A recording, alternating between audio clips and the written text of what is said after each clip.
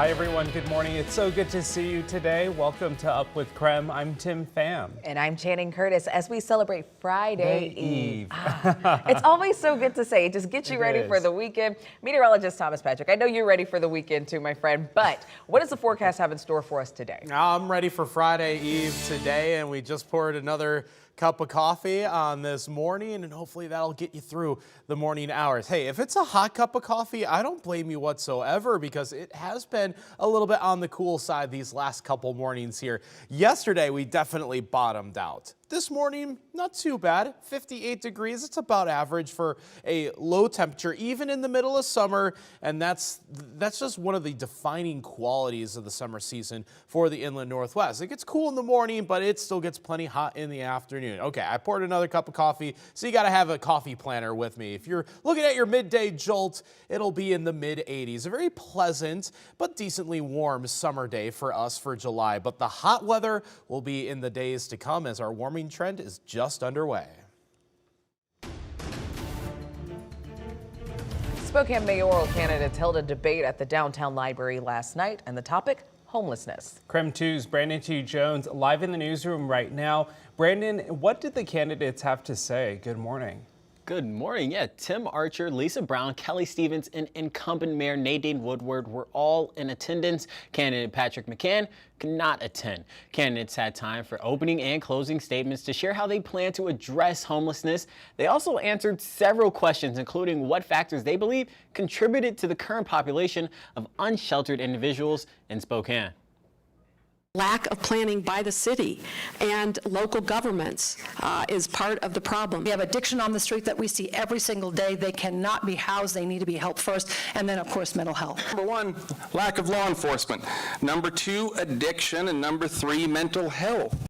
The other major talking points were the closing of the homeless camp off of I-90 earlier this summer, Spokane Unite, the regional approach to address homelessness, and how to balance the needs of both unhoused and housed residents.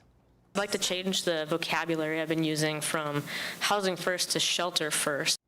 The deadline to register to vote online and by mail passed Monday, but residents can still register in person at the Spokane County Elections Office now through Election Day on August 1st. If you want more information about everything on the ballot, KREM 2 has a voter guide. Just go ahead and text us the word VOTE to 509-448-2000, and we'll send all that information right to your phone.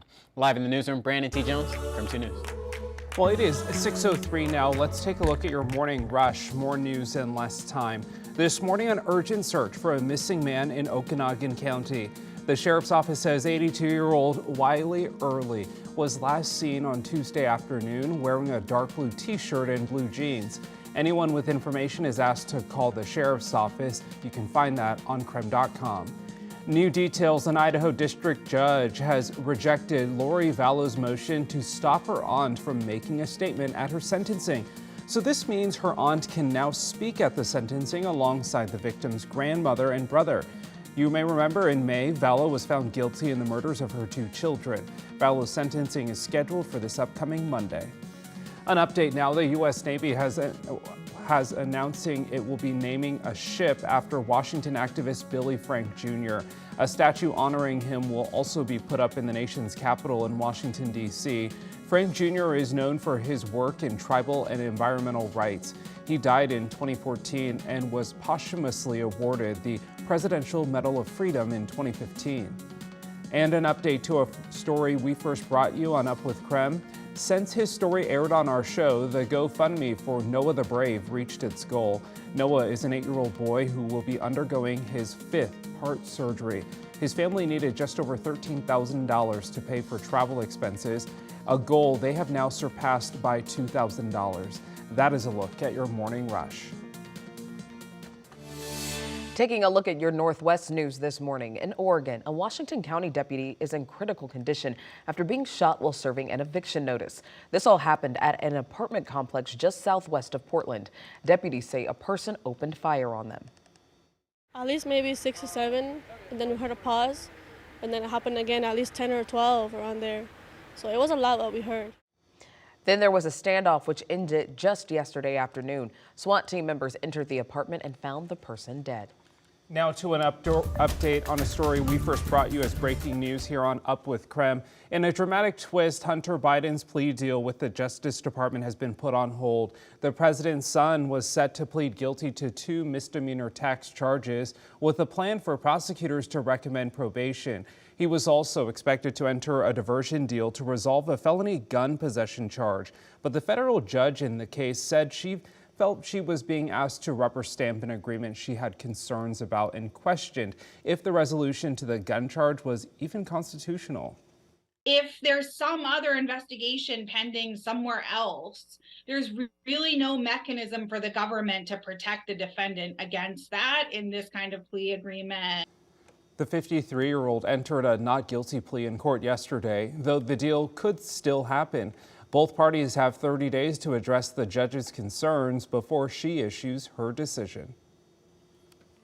6:06 and weather-wise this morning, not quite as cold in most spots across the inland northwest, where yesterday we saw some low 40s and even 30s for low temperatures. This time around, there were a handful of 40s, still are in Pullman at 48 degrees, but even that is up 4 degrees in the past hour. So some early morning sunshine helping out. Same story in Deer Park as well. Your temperature already back up to 50 degrees. And it will, of course, be uphill from here, but not just for the day, but for the days to come in terms of high temperatures. Little bit of some drifting cloud cover just passing through and a little stray shower over the Blue Mountains over northeastern Oregon, but that will not be disturbing the inland northwest for today. So we are just in for another day that warms up just a little bit more, and eventually we're going to push that bracket into the 90s starting this weekend, but we'll have several days next week.